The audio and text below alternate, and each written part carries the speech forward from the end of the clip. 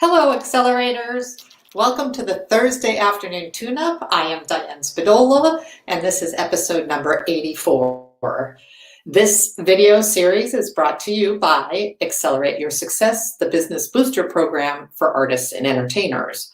When I am done with this video, you can jump on over and join my free online classroom known as Accelerate Your Success. It's a group here on Facebook. There is all kinds of goodies that you can get for free in the files section, and there's even free training underneath the units tab. Think of this video series as your information and inspirational pit stop before the race, which is your busy weekend.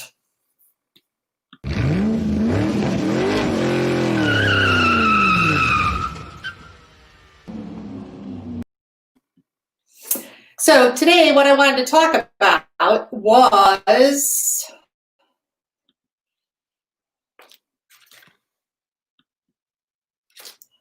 the fact that you might be getting back to work.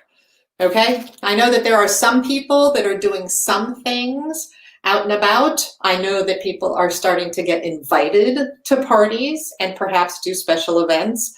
And in some cases, there are even public gatherings for fairs and festivals.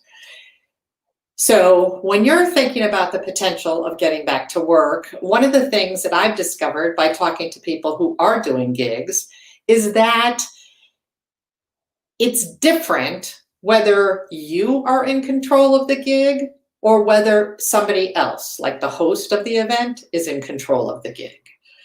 So I want you to think about a few things, and I actually have 5 steps that you might want to think about.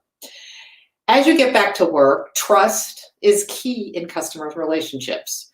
So you need to be sensitive to your clients, to their needs, to their safety concerns, but you also need to be very cognizant of what your own safety and health concerns are.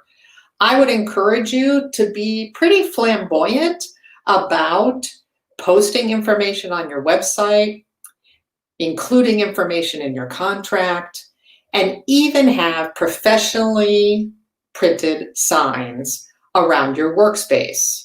And if those signs are professionally printed, then you're giving your customers the impression that you're taking this seriously and that this is for the long term. Those professionally printed signs should include everything regarding your sanitation policies and also things that the customers can do to help you, such as wearing masks, staying away from your table, and maintaining some sort of social distance while they're waiting for their turn. Secondly, you're going to state what you are doing, both at your workstation and in previous confirmation documents, contracts, but you're also going to state how they can help you to keep themselves and their guests safe. You need to state what is their responsibility and what is yours. So if you only want to be working in an environment where 100% of the guests are wearing masks, you need to inform that and use strong language to make sure that they're aware that you're taking it seriously.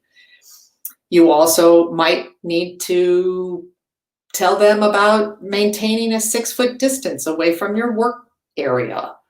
Then you want to, and this is number 3, you want to make it easy for them to comply. You want to have hand sanitizer or hand washing stations available so that they can maintain the protocols that everybody is advising. You also might want to make marks on the floor that show them, especially children, how far apart they should stay from each other. And then the other thing that you can do is you can use the stands and rope or cording in order to block off a specific area so that only one person at a time enters your workspace. Number 4, you're going to be relevant, okay? You want to cater to the customer's need for both safety and protection by modeling the appropriate behavior that you expect. So that means If you expect your clients to be wearing masks, then you need to be wearing a mask yourself. If you expect your clients to be using hand sanitizer, you need to be visibly taking advantage of hand sanitizer in between people. One of the things that's kind of sad right now is that the variations of precautions are different regarding, your city, your county, your state, your country, your province. And what you might find is that certain party hosts are going to be very serious about having people maintain safety and social distance policies. And there will be other party hosts that don't. You need to decide for yourself before you actually get to the job whose responsibility it is to enforce safety protocols. You do not want to get in a situation where you are forced to, let's say, take off a mask, avoid cleaning in between guests, or be surrounded by people who are touching your stuff or not wearing masks themselves or not being a social distance. It's difficult for us to do what we do in terms of be fun entertainers at the same time as we're policing our workstation in order to maintain that everybody stays a certain space back. So that's something that you want to think about before you actually get to the job. And you might find that those jobs where the hosts don't want to police the event themselves are not the kind of jobs that you want to say yes to. So get as much information as you can before you actually arrive on location so that you know who's going to be responsible for maintaining the safety precautions at that event. If you, and this is number 5, if you're working gigs where the organizer has the same COVID concerns as you, it will be easier, especially if you're going out sort of new after the shutdown. You may need to get on the phone with them and ask them about their beliefs. Ask them how seriously they consider the pandemic. Ask them how many people are invited to the party and what happens when you go over capacity or a recommended number for safety.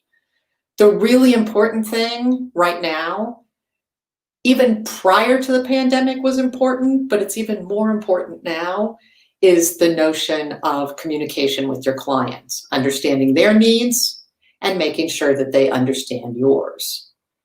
So in the spirit of safety, you don't have to get back to work, but if you are getting back to work, you need to make sure that the proper rules and guidelines so that you can maintain the safety of yourself, your hosts, and your guests is maintained. That's all I have for this week. Be sure to write back and tell me how you like my new photo studio. And I will talk to you next week. Stay safe and stay healthy.